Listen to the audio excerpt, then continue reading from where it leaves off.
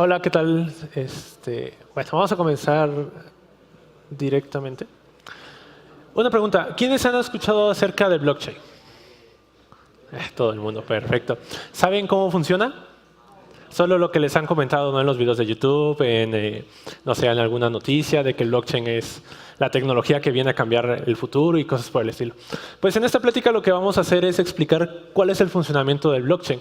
No vamos a hablar tanto del Bitcoin, así que si vienen aquí a pensar que pueden, no sé, invertir en esa moneda o cosas por el estilo, no. Vamos a hablar más de cosas técnicas, ¿no? Cómo funciona, para que ustedes se den una idea si de verdad es la tecnología del futuro o nos están vendiendo aire o pues nosotros podemos desarrollar algo con eso, ¿no? Entonces esa es la idea de esta plática. Es comprender qué es el blockchain, es la tecnología del futuro y por supuesto vamos a ver algunas estructuras del blockchain utilizando Python, pues, que es el lenguaje preferido de todos nosotros.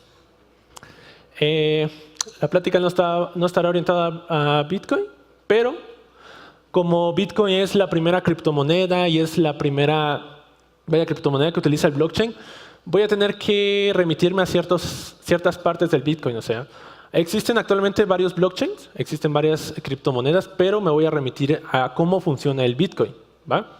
Pero no les voy a decir si pueden invertir, nada de eso. Simplemente me voy a remitir a su tecnología. Entonces, comencemos. En esta plática voy a abordar 4 puntos: blockchain, bloque, transacción y wallet. Estos puntos están muy ligados unos del otro. Uno no puede hablar del bloque sin hablar del blockchain, transacciones sin el bloque y wallet sin bloque, ni transacción, ni blockchain. Y es difícil empezar esta plática porque ¿con cuál inicias? Puedes empezar con este y posteriormente voy a decir que hay que abordar este tema, pero no lo he explicado y cosas por el estilo. Como cuando aprendes Java y pones system.out.println, pero ya estás trabajando con objetos, con un atributo y con un método y tu profesor simplemente te dice, ya lo vamos a ver después. Entonces, algo por el estilo va a ser. Empezamos con blockchain, bloque, transacción y wallet. Quizás en algún momento les digo, ya lo vamos a ver después. Pero al final lo van a entender todo. Entonces, ¿qué es el blockchain? El blockchain es algo bastante fácil de comprender. Es una base de datos de transacciones, así tal cual. Es una base de datos de transacciones. Allí se almacenan las diferentes transacciones que han ocurrido desde que se inició el blockchain. Desde la transacción 0 hasta la transacción N, la actual. Eso es el blockchain. Es descentralizada. A diferencia de otras bases de datos que se encuentran en un servidor o dos, no, aquí en el blockchain es completamente descentralizado. Utiliza una arquitectura peer-to-peer. O sea, cualquier persona puede tener blockchain, yo lo puedo tener, cualquier persona lo puede tener. Es bastante fácil de adquirir el blockchain. Es completamente inmutable. A diferencia de una base de datos como MySQL, Mongo o todas las que hemos trabajado, si algo se escribe en el blockchain, si algo se inserta, ya no se puede borrar, ya no se puede editar. Prácticamente se escribe en piedra. Entonces, eso es lo que le da parte de la seguridad que tanto se habla del blockchain. Una vez se inserta en el blockchain, se acabó. Ya no hay vuelta atrás. Es público, toda aquella persona que desee tener el blockchain en su computadora lo puede hacer. El código es open source, así que ustedes sí pueden descargar el blockchain de Bitcoin en la URL que aparece allí. Lo indagan y nada de eso. No es tan difícil de comprender. Sí es cierto, es un poco complicado, pero no es ciencia nuclear. No todo el mundo lo puede comprender. Quizás una semana, leyendo un poco, practicando. El Bitcoin, principalmente el blockchain, está escrito en C++. Entonces, si tienen conocimiento de C++, cool. Si no, no se preocupen, vamos a ver algunos ejemplos. Entonces, ese es el blockchain. Es una base de datos que le pertenece, que la puede tener cualquier persona y se comunica mediante peer-to-peer, par-to-par. El blockchain está compuesto por miles y miles y miles de bloques, como su nombre lo indica. Cada bloque se encuentra relacionado con otro. Un bloque puede conocer única y exclusivamente a su padre, simplemente. Entonces, desde el último bloque podemos ir al primer bloque. Por eso la flecha no va hacia abajo, sino va hacia arriba. El bloque 3 conoce al bloque 2, que es su padre, y el bloque 2 conoce al bloque 1, que es su padre. Entonces, eso es el blockchain. Muchos bloques encadenados. ¿Qué es un bloque? Un bloque es un archivo de texto plano. A diferencia de lo que comentan, por ejemplo, en videos de YouTube, en noticias, en periódicos, en algunos artículos de Medium, nada va encriptado. Es un archivo de texto plano. Todos nosotros podemos ver el bloque. Igual encontramos ahí algo alfanumérico, pero podemos ver sus atributos, completamente legible para nosotros las personas. Regularmente, no es regla, un bloque tiene un tamaño de 1 megabyte. Puede ser mucho, puede ser poco, todo depende. Y en ese bloque van almacenado aproximadamente 500 transacciones. Entonces, podemos ver, cada bloque se genera cada 10 minutos. Esto es algo bastante importante que hay que tener en cuenta. Cada 10 minutos se va a generar un bloque. Y cada bloque contiene un hash único. Una analogía que me gusta mucho poner acerca del blockchain es que el blockchain lo podemos ver como un libro de cuentas. Súper libro, ¿no? Muy, muy grande. Y un bloque lo podemos ver como una hoja. Simplemente agregamos una hoja al bloque, ¿no? Así tal cual. La última y última. En ese bloque nosotros vamos a anotar todas las transacciones. Eduardo le dio 50 bitcoins a Alice, ¿no? Sí. Primera línea, Eduardo, 50, Alice. Y la segunda, Bob, Alice. Y así. Entonces, en esa hoja podemos almacenar aproximadamente 500 transacciones. Se genera cada 10 minutos y para que esa hoja sea única y sea válida, debe de generarse un hash. Si nos remitimos a mi lógica, que sería una hoja, podemos ver como el hash como un folio, simplemente. Entonces es bastante fácil. Bloque, un libro de cuentas. Perdón, blockchain, un libro de cuentas. Un bloque, una hoja. La hoja se anexa al blockchain. Cada bloque, cada hoja tiene un hash único. Sencillo, hasta ahora. Entonces, teniendo en cuenta esto, desarrollé un pequeño blockchain que obviamente está en Python y estoy utilizando programación orientada a objetos. Esto ayuda para la comprensión. Sin embargo, como sabemos, la programación orientada a objetos en su naturaleza está compartir información. Entonces, tenemos que tener muchas validaciones para hacerlo con este lenguaje, pero se puede. Entonces, tenemos el bloque, tenemos un index, que sería como el número de página, el número de bloque. Todas las transacciones es una lista. Previous block, que sería el hash del bloque anterior, su papá. Y una recompensa. Ya hablaremos más adelante de la recompensa. Entonces, simplemente se inicializan todas sus variables. Index, transacción, número. Se debe de obtener la fecha actual en la que fue creada. Previous block, reward y nonce. Este último dato es bastante interesante y ya vamos a llegar a él. En este atributo se basa prácticamente toda la seguridad del blockchain. Como mencioné anteriormente, cada hoja, cada bloque debe de tener un hash único. Y la regla del Bitcoin, la regla del blockchain, de Bitcoin, es que ese hash se debe de generar sí o sí utilizando SHA-256. Eso quiere decir que el hash va a tener una longitud de 256. Para crear el bloque, en este caso, utilizo la clase orderedIc para que vaya en ese orden, ¿no? Para que se genere ese hash en ese orden. Si yo muevo esto un poquito, si ese atributo lo muevo por acá y este por acá, va a generar un hash completamente diferente. Entonces, es de suma importancia que el orden sea este. Obviamente, este es un blockchain un poquito, le hace falta un poco más de datos, pero en esencia esto es lo importante.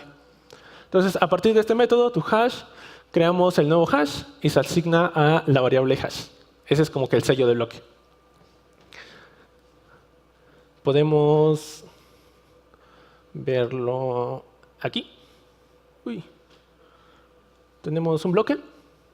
El primer bloque se llama el bloque Génesis. Y ese bloque fue escrito o creado alrededor del 2008 por Satoshi Nakamoto, que es la persona que creó el Bitcoin. Puso su índice como 1. En transacciones no puso ninguna, pues porque no había ninguna transacción.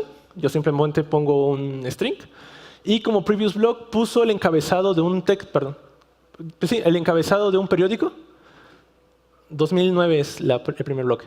El encabezado de un periódico. Entonces, en base a ese periódico se hacen muchas especulaciones de quién es Satoshi y cosas por el estilo. Entonces, este es el primer bloque que se creó, prácticamente con esas estructuras.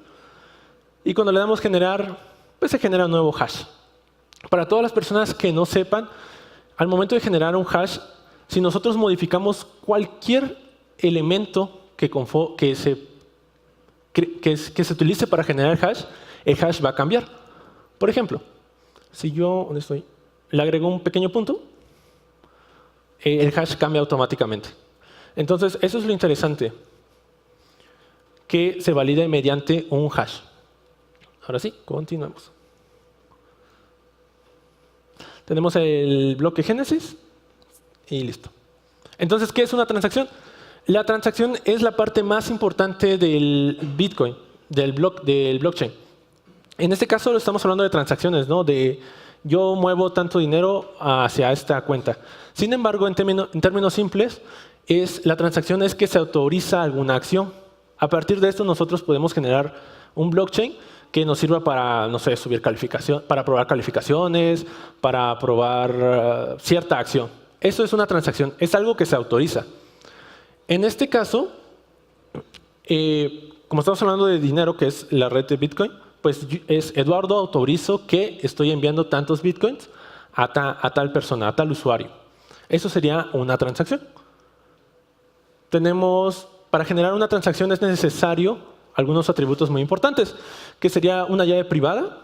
Aquí ya empezamos a hablar un poco de criptografía. No se preocupen, no vamos a hablar sobre curvas de esto y curvas del otro, no. Tenemos una llave pública, una llave privada de la persona que acepta, que está aceptando la transacción, una dirección a la cual se le va a enviar, en este caso, los bitcoins, y los fees, que serían como una cantidad, y los fees, que sería como una pequeña recompensa. Se inicializa todo y posteriormente cada transacción, sí o sí, al igual que el bloque, necesita un identificador único. A diferencia del bloque, este identificador único se va a obtener no por un hash, sino por una firma. Los que han trabajado con llaves públicas y llaves privadas saben que mediante una llave privada nosotros podemos generar una firma digital. Y con esto se autentica que la transacción es válida. En ningún momento la llave privada se guarda. Eso sí, solo sirve para generar la firma. A partir de la llave pública se valida la firma.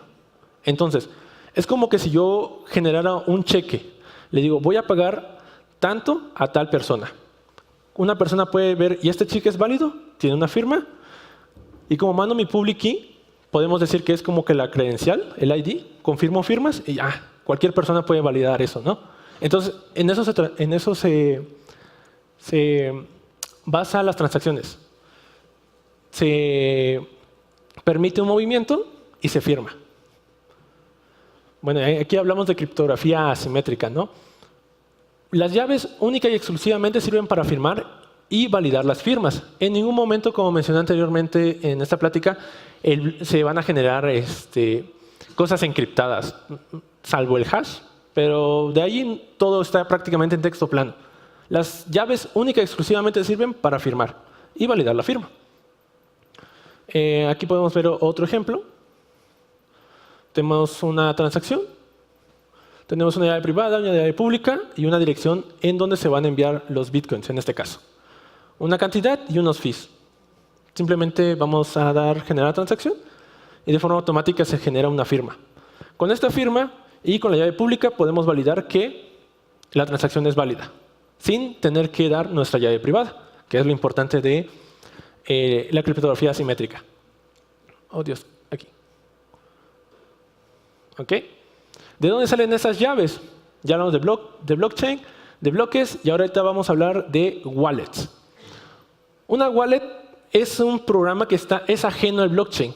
Cualquier persona, nosotros podemos generar una wallet, ya sea en Python, en Ruby, en el lenguaje que nosotros deseemos, prácticamente. ¿Por qué? Porque una wallet no es más que un lugar donde se van a almacenar diferentes llaves. Y las llaves nosotros podemos crearlo con cualquier lenguaje de programación. Simplemente debemos de aplicar el algoritmo necesario. En este caso, en esta clase, únicamente genero dos llaves. Una llave pública y una llave privada. Y listo. Aunque, como mencioné anteriormente, la wallet puede almacenar muchas llaves. En términos simples, es eso. Se genera una llave privada y se genera una dirección. En este caso, utilizo el algoritmo RSA. Es un algoritmo bastante famoso, quizás lo hayan utilizado. Y vamos a generar las llaves a partir de una entropía. Esto es bastante importante. Si ustedes van a generar llaves públicas y llaves privadas, no utilicen su propio algoritmo para generar entropía. Tampoco utilicen la librería random de Python. No, utilicen una librería que les permita generar entropía muy segura. En este caso utilizo Crypto y utilizo la clase random. Y se generan las llaves públicas y la llave privada. Como paréntesis, Bitcoin no utiliza RSA. Yo lo utilicé, pero no lo utiliza. Utiliza otro algoritmo que sería este. Por si a alguien le interesa. Si no, puede seguir utilizando RSA sin ningún problema. La dirección es algo que se almacena en la wallet. Y a partir de la dirección, en este caso que estamos hablando de Bitcoin, pues es la dirección donde se van a enviar las monedas. Esta dirección se genera utilizando la llave pública. Y hay dos formas en las cuales nosotros podemos generar esa dirección. Ya sea realizando un hash doble sobre la llave pública, SHA-256 y después RIP-MD-160, como lo podemos ver acá. Se hashea 2 veces y de esa forma se obtiene la dirección. O podemos utilizar un algoritmo especial de Bitcoin. Pero hasheándola 2 veces, perfecto. Tenemos aquí otro ejemplo. Bastante fácil. Esto, por si se lo preguntan, está hecho en Flask. Simplemente consume las clases que he definido anteriormente. Perfecto. Es súper rápido, como podemos observar. La llave privada no debemos de perderla por ningún momento. La llave pública se la podemos dar a cualquier persona.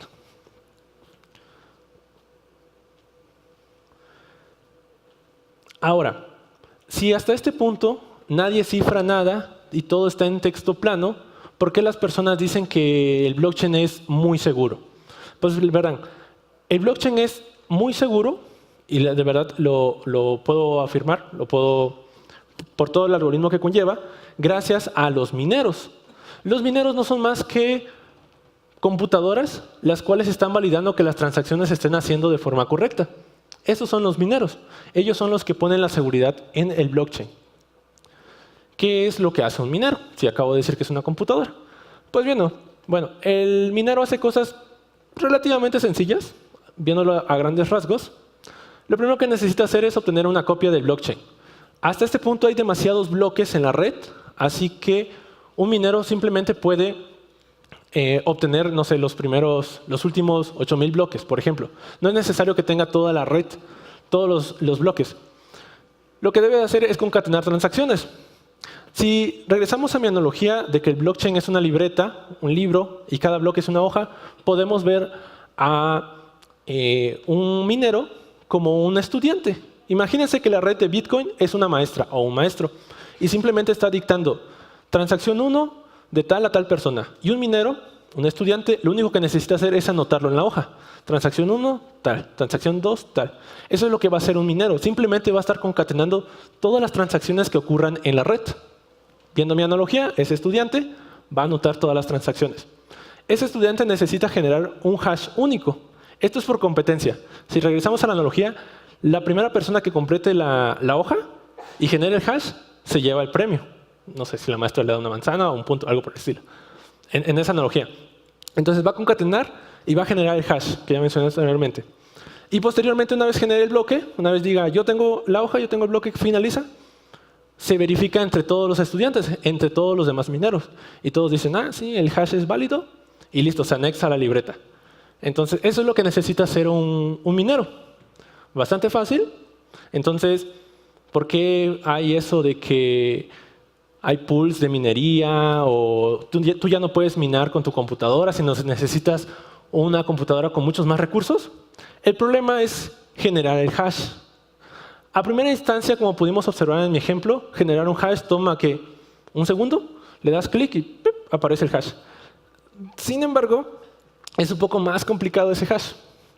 Bueno, como mencioné anteriormente, una vez generas el bloque, se lo compartes a todas las personas.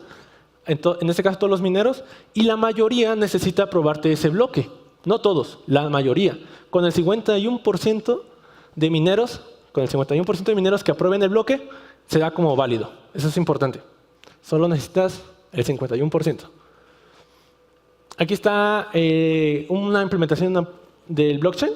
Tenemos una dificultad, una recompensa, llaves públicas, llaves privadas, dirección, transacciones, bloques, nodo. Eso es importante. Cada minero necesita generar un nodo, un ID del nodo, porque un nodo es igual a un voto. Tú como persona puedes tener 10 computadoras, entonces vas a tener 10 votos. No es un voto por IP, por MAC address, un voto por computadora. Entonces, el minero va a estar a la escucha de todas las transacciones y las va a estar verificando. Si la firma que me están mandando la puedo validar con la firma con la llave pública, entonces simplemente se agrega a mi lista de transacciones. Simplemente está escuchando todo y lo está anotando. Si es válido, listo. Valida utilizando la llave pública. Cada bloque debe poseer un hash único. Y aquí está lo importante. Cada hash debe de comenzar con una n cantidad de ceros. Esto es lo que le da la dificultad de generar un hash. La red te puede decir, genera un bloque que comience con, no lo sé, 5 ceros. Si no comienza con 5 ceros, ese bloque no vale. Entonces, lo que van a hacer los mineros es simplemente generar el hash a partir del nonce. ¿Recuerdan ese numerito que estaba ahí? Entonces, lo van a estar incrementando en 1. ¿Genera el hash con 5 ceros? No. Pruebo con 2, pruebo con 3, pruebo con 4, pruebo con 1 millón, pruebo con 4 millones. Y así hasta que se genere el hash. Entonces, en 10 minutos se van a generar trillones de hash que desafortunadamente no van a servir para nada. Ese es un problema del blockchain. Simplemente se empiezan a generar hash que pudiesen servir para algo, pero no. Simplemente debe comenzar con una n cantidad de ceros y si sí se aprueba. Debe probar trillones de combinaciones. Pongámonos en el supuesto que estamos anotando todas las transacciones y hemos acabado, ¿no? Hemos llegado a las 500 transacciones, tenemos el mega. Entonces lo que vamos a hacer es generar nuestra transacción principal, nuestro bloque principal. Hacemos una copia de las transacciones. Eso es importante porque el minero, una vez haya terminado su hoja, haya terminado el bloque, necesita seguir escuchando las demás transacciones. Porque ¿qué pasa si me rechazan el bloque? Pues tengo la otra oportunidad que sigo anotando, ¿no? Sigo recolectando. Entonces hago la copia, limpio y posteriormente, ¿cómo se incentiva a una persona que esté gastando luz, tiempo, poder de cómputo? Pues con una recompensa, que es el reward. Y ese reward es una transacción especial y es la transacción que se coloca al principio del bloque. O sea, como si fuera una libreta, una hoja, la primera línea la dejas para ti. Para que Eduardo, yo gané 50 bitcoins, por ejemplo. Entonces, esa es mi recompensa. Se genera el bloque y posteriormente se comienza a minar. ¿Qué es eso de minar? Generar el hash con esa n cantidad de ceros. Y así va a estar. Eso es llamado prueba de trabajo. Es algo muy sencillo. Simplemente necesitas un hash con n cantidad de ceros, pero computacionalmente es difícil, ¿no? Porque hay que estar probando hasta que se dé. Es fácil de explicarlo, pero es difícil de que la computadora lo haga. Se está generando el hash, debe de comenzar con una cantidad de ceros, y si no comienza, incrementa en 1. Ahora, como mencioné anteriormente, como el Bitcoin es open source, puedes modificar estos algoritmos para que no pruebes en 1 en 1, sino pruebes en 10 en 10, sino pruebes con números primos, cosas por el estilo. Pero ya toca que el desarrollador lo pueda hacer allí. En este caso, incremento en 1 en 1. Vamos a hacer la prueba rápido. Vamos a Proof of Work. En este caso, indico que la dificultad es 4. Eso quiere decir que mi hash debe de comenzar con 4 ceros al principio. Y estoy aquí. Tarda un poco, estamos esperando y se genera el hash. Pudimos que tardó 3 segundos y ustedes van a decir, oye, pero tardas 10 minutos, me acabas de explicar de eso. Este es un bloque muy, muy sencillo. Simplemente se hace el hash a partir de estos valores. Un bloque real es mucho más complicado, pero pudimos observar que tarda un poco, ¿no? Y otra cosa que hay que tomar en cuenta es que el algoritmo de Bitcoin se acomoda dependiendo de la cantidad de usuarios que haya en la red. Entre más usuarios haya, la dificultad se va a aumentar. Entre menos usuarios haya, la dificultad va a disminuir. Podemos ver, el nonce, el que mencioné, debe ser menor que un target. Y ese target lo define la propia red. Por ejemplo, si ustedes están lanzando un par de dados, esa analogía me gusta mucho, estamos lanzando un par de dados, y te dicen, necesitas una tirada donde el número sea menor que 12. Ah, fácil, las probabilidades de alcanzar eso es bastante, ¿no? 5, 6, 1 y 1. Luego te dicen, tienes que hacer una tirada donde sea menor que 11. Uy, ya se complica un poco. Luego, una tirada donde sea menor que 5. Ya tus probabilidades van disminuyendo, ¿no? Entonces, ese es el target en Bitcoin. Te dicen, tienes que tener esta cantidad de ceros, pero no puedes superar este nonce. O sea, este nonce es de este rango a este rango. Entonces, eso lo hace todavía más complicado. Ese target se modifica cada 2016 bloques. Ajá. Aquí está la recompensa. Ya por default, la red Bitcoin te ofrece una recompensa inicial, que es, al principio son de 50 Bitcoins. Sin embargo, también te llevas una recompensa de todos los fees que hayan en la transacción. En cada transacción podemos ponerle un pequeño fee, como decirle, apruébame esta transacción primero y te doy 10 Bitcoins. Entonces, el minador puede hacer eso. Las transacciones que dan más fees las pongo hasta arriba. Y las que den poquita, pues las pongo hasta abajo. Me interesan las que me dan más. Entonces, esa es la recompensa que se llama el minero. La recompensa de la misma red y los fees. Aquí simplemente se suma y listo. La recompensa se divide en dos cada 2 millones, no, 20, ¿qué dice? 210,000 bloques. Cada 210,000 bloques se divide la recompensa en dos. La recompensa inicial fueron 50 bitcoins, hablando de la red Bitcoin. Y a partir de este pequeño algoritmo, tal cual lo vemos, un if, 2, aquí se calcula que la red Bitcoin está lista para dar 21 millones de bitcoins. No más, no menos. 21 millones. Con ese pequeño algoritmo se calcula eso. Entonces, eso es algo importante. El objetivo principal del minador no es generar bitcoins, es generar seguridad en la red. Desafortunadamente, las personas somos un poco ambiciosas, entonces, si vas con un administrador de un pool de Bitcoin, no te va a decir, ah, sí, es que estoy aquí para dar seguridad a la red. No, lo que él quiere es la mayor cantidad de recompensas, ¿no? Pero inicialmente se hizo para eso. Para que ya cuando se lleguen a los 21 millones de Bitcoins minados, los minadores lo único que van a generar lo que van a obtener son los fees, ya no más Bitcoins. ¿Qué es esto? Ah, sí.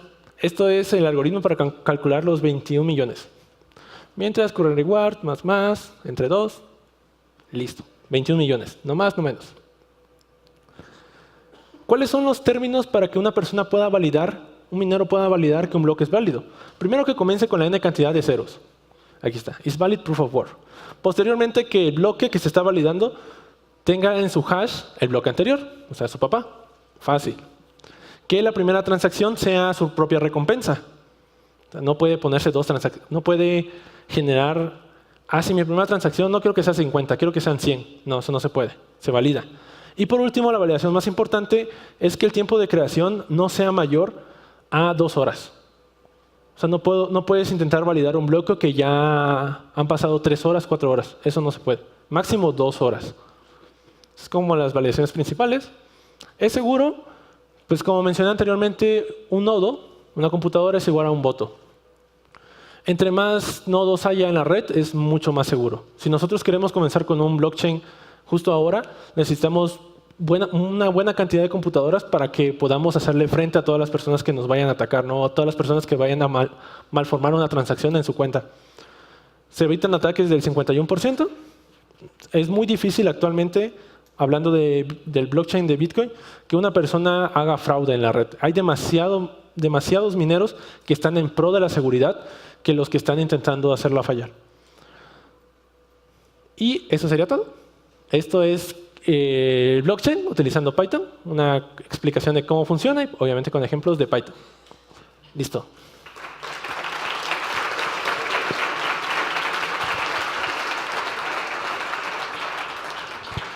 Eduardo, muchas gracias por la presentación. Pasamos a la sesión de preguntas. Entonces recuerden levantar la mano y los asistentes se acercarán. Gracias.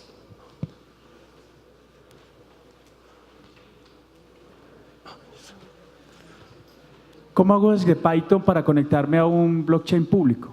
Desde ¿Hay alguna Python. librería? Sí, hay una librería que se llama Py, por ejemplo, el de Bitcoin es Sí. PyBitcoin, si no estoy mal. PyBitcoin, ok. Sí, simplemente te conectas y listo. Pero también puedes, como mencioné anteriormente, descargar el propio blockchain que está en la URL de GitHub y desde ahí mismo puedes crear tu propia implementación para conectarse. Bastante sencillo. Gracias.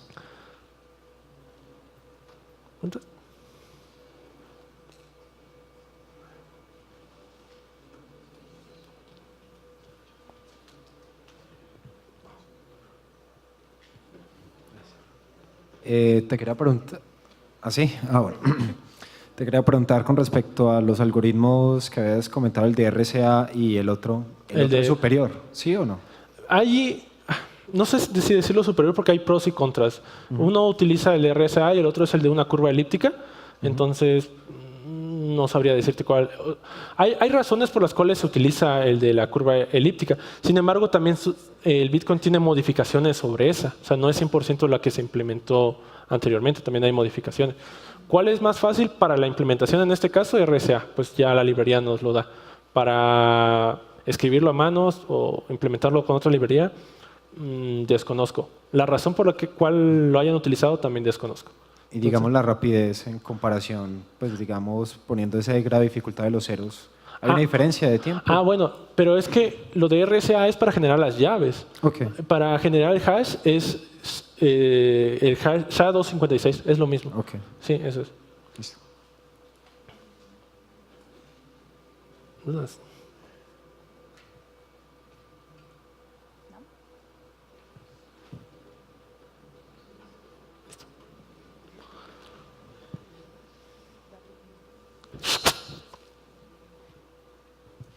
¿Hay algunas otras librerías en Python que estén trabajando ya no en blockchain, sino en otras propuestas de este tipo de registros contables en red? Hay otras librerías que están utilizando. Digamos que hay otras propuestas de blockchain ya andando en la industria. Sí. Ok. Utilizando Python, actualmente ahí está. Hay una, no recuerdo el nombre, utilizando Python, pero hay otros lenguajes, por ejemplo Solidity, que se utiliza para crear transacciones con contratos inteligentes. Entonces eso ya se están utilizando en la industria. Todas las aplicaciones que se utilicen trabajando en el blockchain, porque sí las hay, tienen por nombre DApps, aplicaciones descentralizadas. Entonces sí se puede hacer, simplemente se trabaja bajo un blockchain. Puede ser Ethereum, el de Bitcoin, Cardano, etcétera. Hola, ¿cómo estás? Mira, con respecto al tema de la minería, pues he escuchado que todo esto se hace en parte, la mayoría en China, por el tema de los costos energéticos. ¿Hay alguna manera, digamos, en que Latinoamérica pueda entrar en ese sector competitivo o definitivamente? Yo lo veo muy difícil porque prácticamente como el 50% de todos los mineros están en China. Entonces hay que dar un frente muy amplio a esa parte.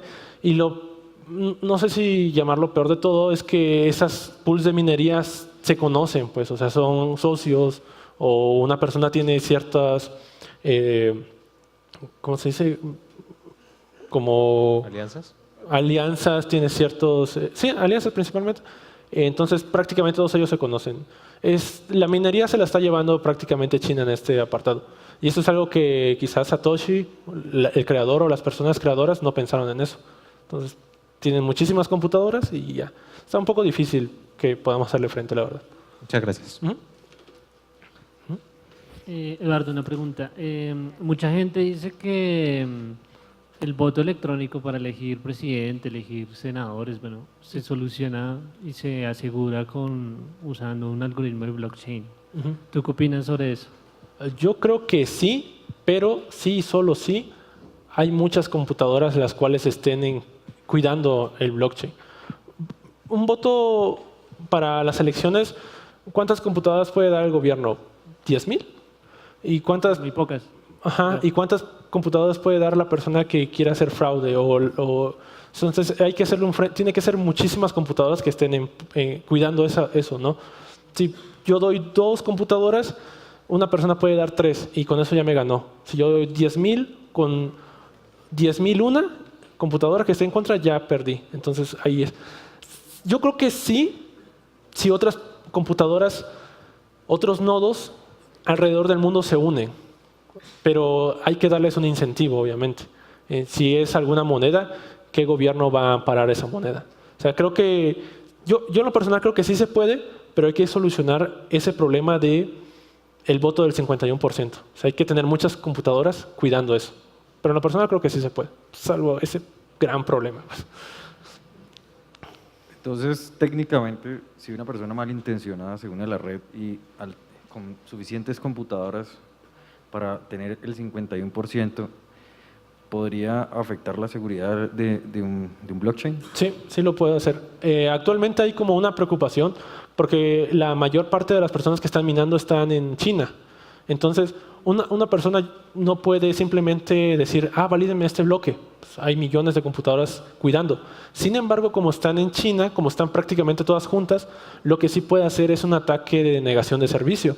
Entonces, al hacer esto, pues un gran porcentaje, puede decir el 40-50% de todos los mineros en China quedan, o sea, ese voto ya no vale. Y lo que sí se puede hacer, cortando esa gran parte, es contaminar y ya validar. Entonces, sí está complicado, puede pasar. Es difícil, pero puede pasar, la verdad. Entonces, si tienes el 51% de la red, puedes hacer lo que tú quieras.